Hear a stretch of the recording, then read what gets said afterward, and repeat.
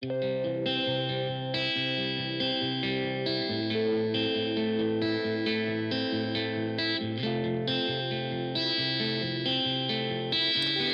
is a podcast by WellHouse Church, where we take a closer look and dig a little deeper into this week's sermon.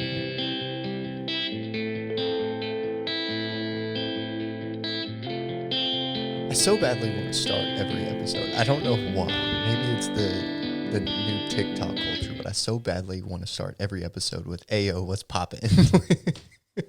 Why? I don't Is that know. on TikTok? I'm not on TikTok, so I don't know. Oh yeah, it's one of those like songs that people will do.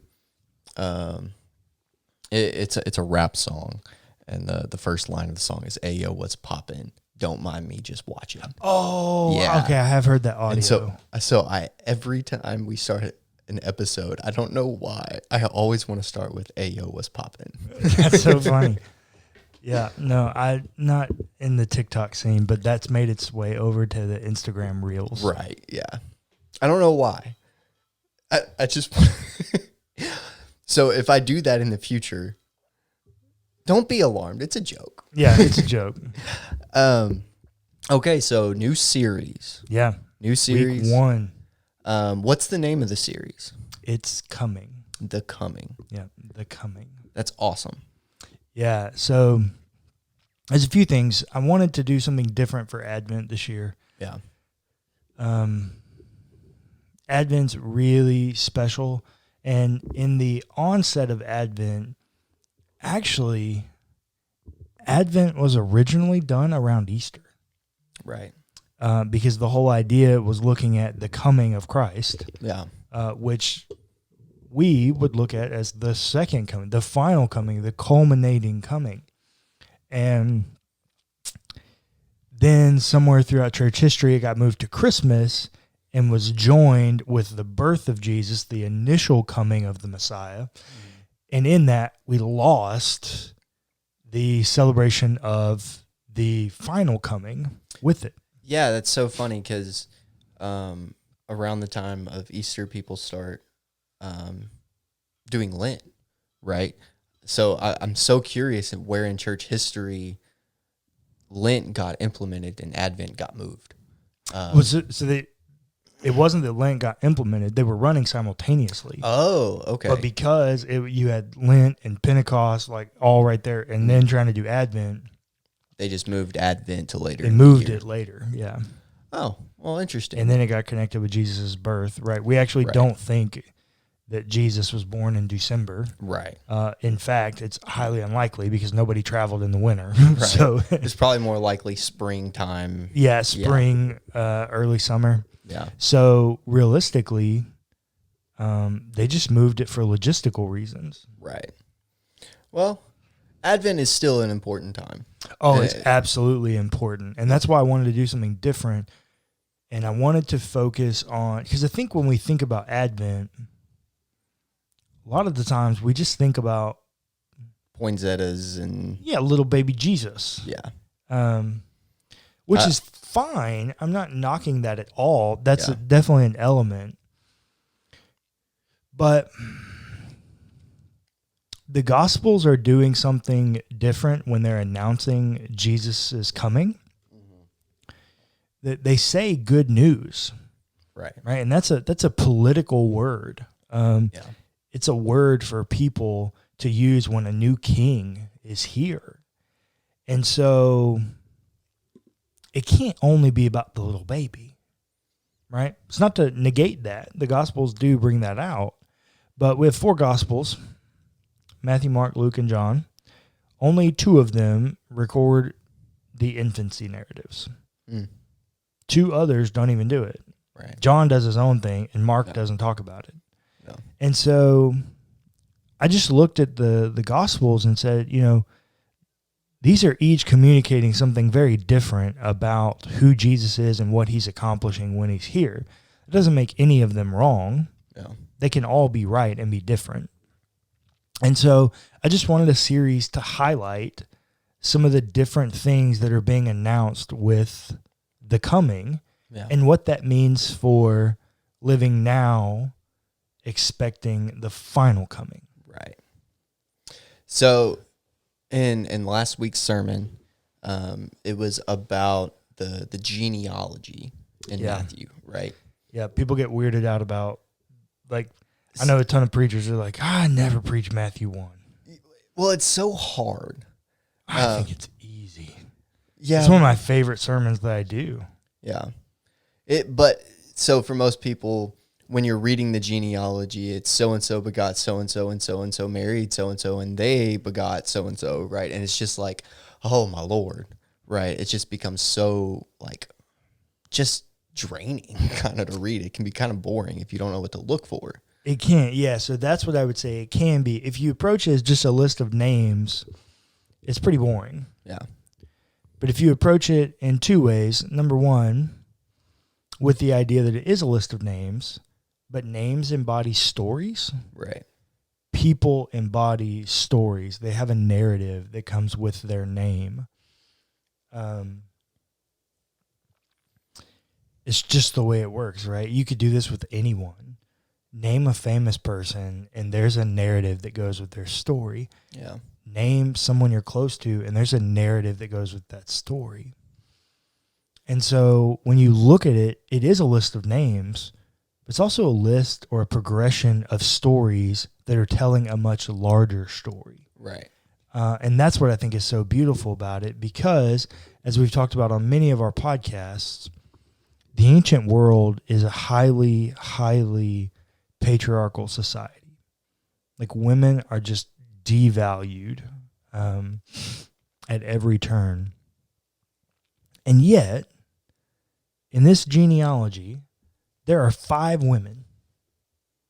There are 5 women listed in the lineage of Jesus. Meaning they're extremely important. You would think so.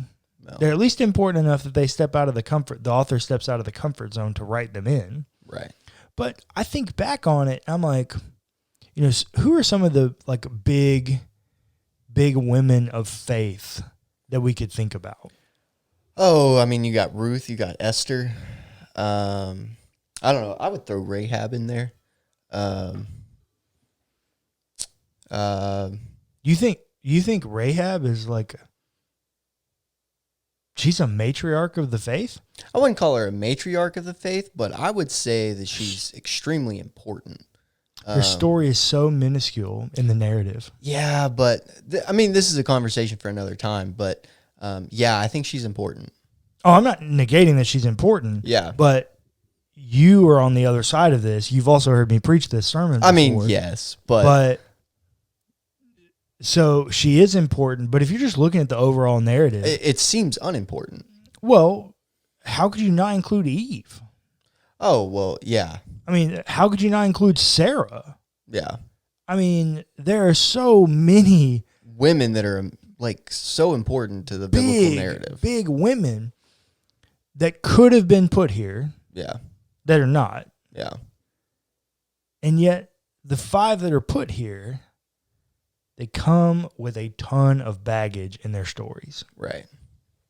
So of the 5 women you have, and it's interesting, this genealogy goes in 3 sections of 14.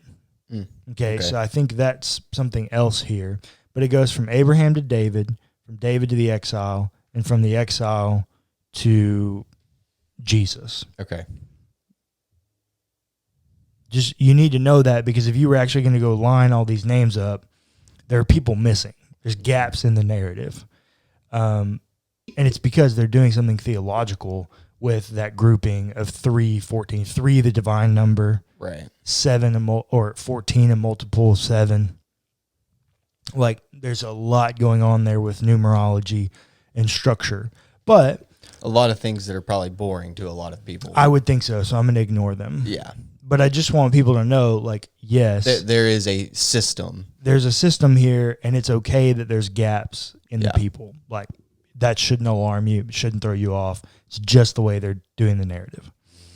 But the first one is in verse 3, Judah, the father of Perez and Zerah, by Tamar.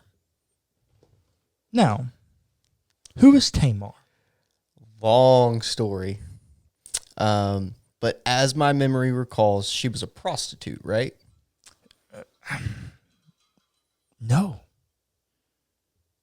Okay, so I was wrong. What's Tamar's story? That is a crazy deal that happens there. So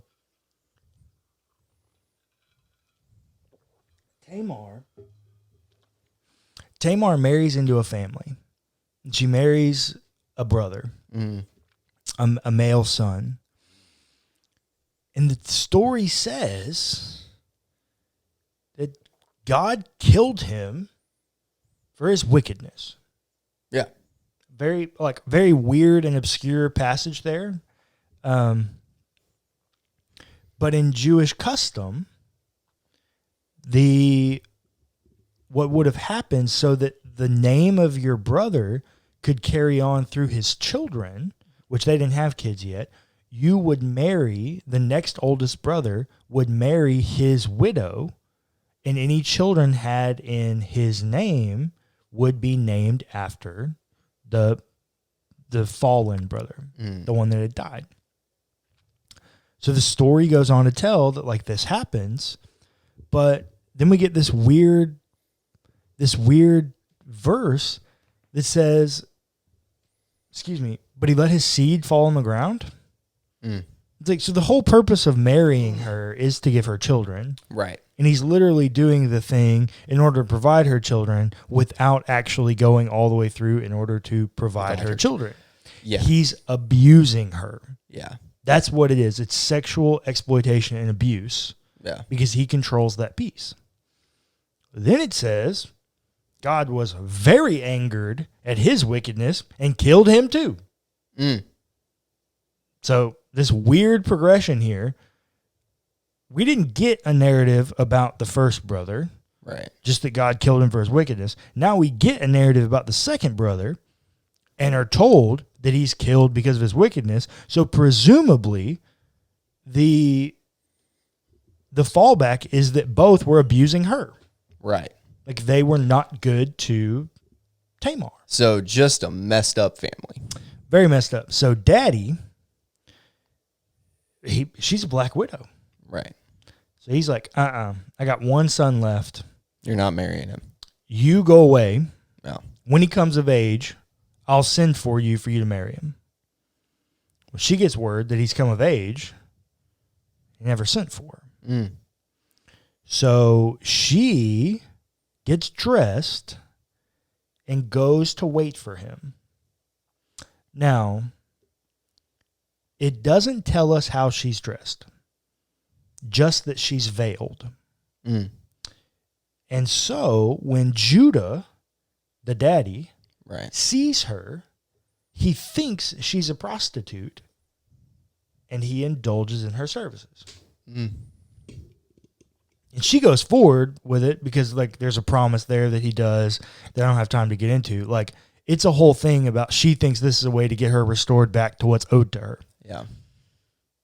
Well, then he figures it all out and he like repents and like it's this whole ordeal, but he gets her pregnant. So like weird kind of family dynamic going on there.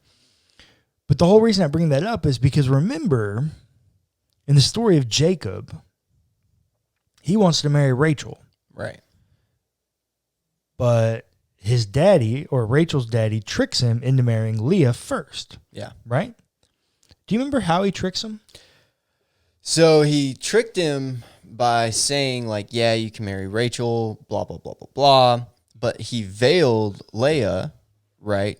And he veiled her. Yeah, and so you couldn't tell Leah from Rachel. He veiled her, and it was acceptable. It was her wedding gown. Right. I think that Tamar's veil is a sign not of prostitution, but of her expectancy of a wedding. So it says that Judah thought she was a prostitute. Right. But there's nothing in the story that leads us to believe that she was or was there for that position. He just exploited her. Yeah. And so you have this weird story of like sexual exploitation and constant sexual exploitation and kind of a weird demented like form of incest. Yeah. Not really incest because it's father-in-law, but still that's strange. Right? Even the pagans don't do that. Like it's weird. Yeah. So, and yet that story listed in here explicitly, Tamar is listed in the lineage of Jesus. By the way, where is that found? Can you think of it off the top of your head? Or is that something that we need to list in the show notes? Because if you haven't read that, you should.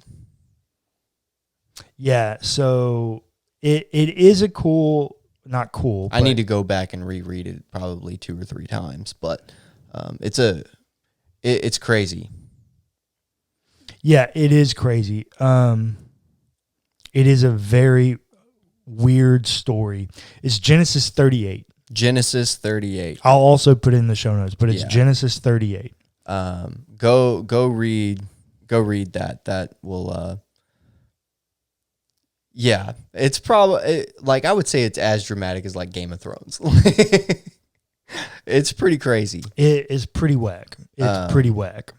And we're not good readers of our Bibles, so we miss these stories. But if we read our Bibles, we'd be shocked.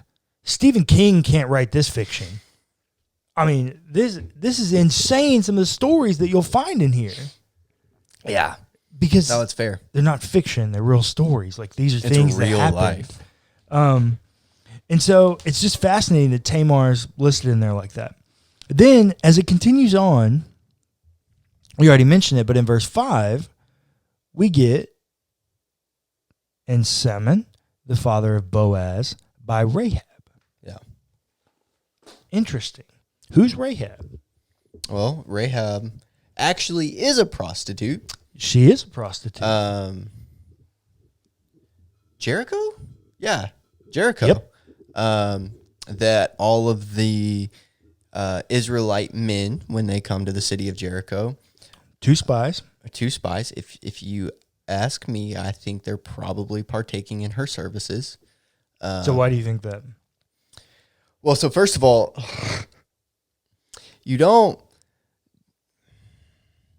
At that time, women are kind of expendable, right? Especially prostitutes. And these men have been walking a long time.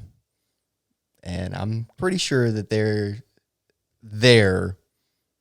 That's how they run into her, right? Like, so there's nothing in the story and the narrative that leads you to that? It's just like your understanding of men? Yeah, I think probably it's just my understanding of men. I don't know. Maybe there's something there that I need to go back and search for, but I'll go ahead and tell you. Just my logic, like I think that they're there to have sex with Rahab. So I think there are a few things that lead them there. So there's spies going in, right? Jericho's a city that's conquered, and as they're they need a ruse to get in the city. Yeah, and so travelers would come in, and it wouldn't seem out of place that they would go to the house of a prostitute from the beginning. All right, like that makes sense. The thing that I think leads me to believe that they were there for her services is because in the text it says she recognized them as Israelites and that they served the God of Israel. What did God say was the sign of the covenant with him and his people? Circumcision. Yep. The only way she would know that they were Israelites is if she saw their penises. Yeah. That's the only way she could know they were Israelites. There was nothing else. Yeah. So anyways, I definitely think they're there for her services. And the story goes, she protects them. And then because she protected them, they protect her and graft her into the community. Yeah. So once again, like sexual exploitation. Yeah. Like sexual abuse, like not the kind of quote unquote classy woman that you want listed in your genealogy. Yeah. It's, once again, a very weird and peculiar story for someone to tell. Yeah. Then we get the third woman in the same verse, Ruth. Yeah. This one is mind-boggling. So who's Ruth? So I'm going to be completely honest. I haven't read the story of Ruth probably since I was, 10 years old. Okay, so what do you remember? I remember that she was from a foreign land. It's from a foreign land, yep. Living with her aunt, right? Her mother-in-law. Her mother-in-law. Naomi. That's right, Naomi. And as she's living with her mother-in-law, there's this really powerful rich dude, Boaz, that ends up falling in love with her. Mm-hmm. And she's a peasant, right? Mm-hmm. And picks her up. They get married and do the things. Yep. So once again, Kissing, right? Yeah. Very, very interesting story. Just like Nicholas Sparks could have written it. Yeah, very interesting story. There's this weird thing about she sits at his feet. Yeah. Like this very kind of intimate. Yeah, romantic experience. Like very much so cool. But in the ancient world, people, right? Like so-and-so the Israelite, so-and-so the Canaanite, so-and-so the Moabite, so-and-so whatever. And so like your nationality, like your alignment, it's important to who you are. It's super important to who you are. Ruth is a Moabite. Yeah. Who was Moab? It was a pagan god, right? Nope. Moab's a real person. Oh, then I have no idea. Moab is the name of Lot's son from his incestual relationship with his daughter after Sodom and Gomorrah in Genesis 19. Okay, so an entire group of people named after that. Yep. And he goes off. It's the Moabite people named after him. Yeah. And legit, it's created on incest. Once again, sexual exploitation. This time, weird woman to man. Yeah. Right? They get him so drunk. Now, I'm just not buying that. Nobody's getting that drunk that they don't understand that that's their daughter. Yeah. It's a weird thing. So I'm not totally doing it. But the daughters do plot this out. They say, let's get him drunk so that we can have a kid. Yeah. So it's definitely them trying to exploit him. Once again.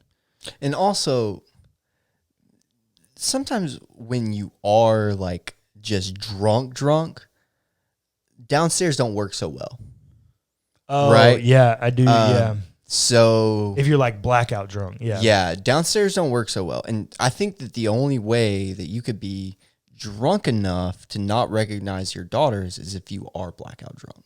Yeah. And I'm not convinced that the downstairs would even work. Yeah. So there's definitely something there.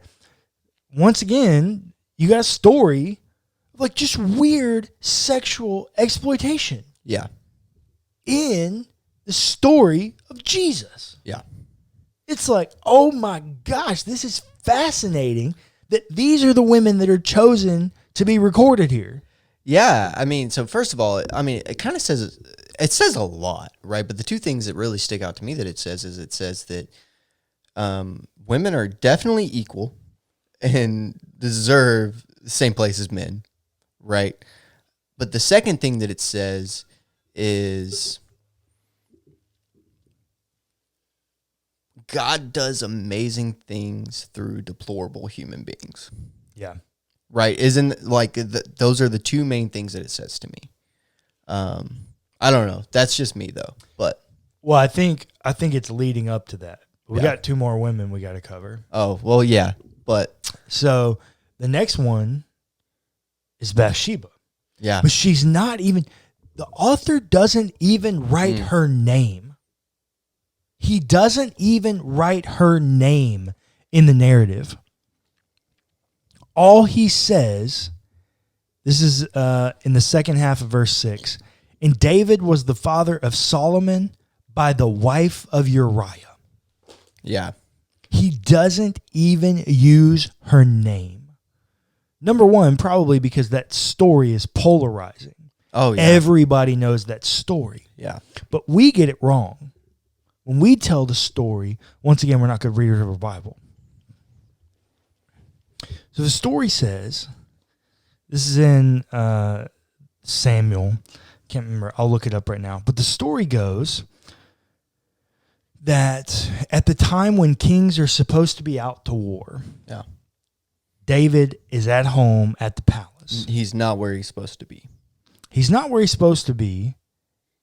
And not only is he not where he's supposed to be, he's using his place of his position. This is 2 Samuel 11. He's using his position, his place in power, to get to a spot where he sees something he's not supposed to see. So it says, right, he's supposed to be at war. He's not. So he gets up from laying on the couch, being lazy bum, While all of his people are fighting. literally fighting his war. Yeah, fighting for their lives and for the lives of his entire kingdom. He's Sitting on the couch. chillaxing, Netflix and chill. Like, That's exactly right. yeah. So he gets bored, decides to take a stroll up on the roof of his palace. Literally the tallest place. Like, this dude's flexing big time. Oh, yeah. Yeah. And he happens, because he's in that position of power, he can see down into some areas that he shouldn't be able to see in. Yeah. And he sees Bathsheba, we don't translate it well, cleansing herself. Yeah. She's not taking a bath. It's a cleansing ritual. She's performing a cleansing ritual. Yeah. She's being an honest, person of integrity. She's being a good Jewish woman. Yes. Yeah. David sees her from his position of power and tells his men, go get her for me. So, real quick, the cleansing ritual that she's doing, Mm-hmm. could it be actually that she had just come off of her cycle? It could be. There were lots of different reasons that someone would need to go through a cleansing ritual, but it could have been. Yeah. It could have been for other reasons, Okay. right? It could have been, she cut her foot open, right? Anytime you have Oh, okay. blood, you got to go through a cleansing ritual. Okay. So it could be that she was menstruating, Right. but it doesn't necessarily have to be. Okay. There were other reasons that could have put her there. But David tells his men, go get her. Yeah. I don't care. I don't care what anybody says. That woman does not have a choice. No. When large armed guards from the king come get you, you don't have a choice. No, you're not coming willingly. No. The story is set up to let you know she's a woman of integrity. Yeah. And David takes advantage of her. Yeah. So then the story goes on. We don't have time. But she gets pregnant. And in order to try to hide it, David tries to bring her husband home, who's out fighting his war, brings her husband home to try to get him to go home and sleep with her so that he could pass it off as his baby. Yeah. Well, he doesn't do it. He's the man that David was supposed to be. Yeah. In the narrative, he sleeps outside under the stars and said, how could I go home and be with my wife Yeah. when my men are out at war? He's the man that David's supposed to be in the narrative. Yeah. So David kills him for it. Yeah. David sends him back with his own death warrant in his hand that he gives to the next commander, and they tell him to put him at the front of the fighting and withdraw to let him die. Yeah. Holy bull, man. What is happening Yeah. in that story?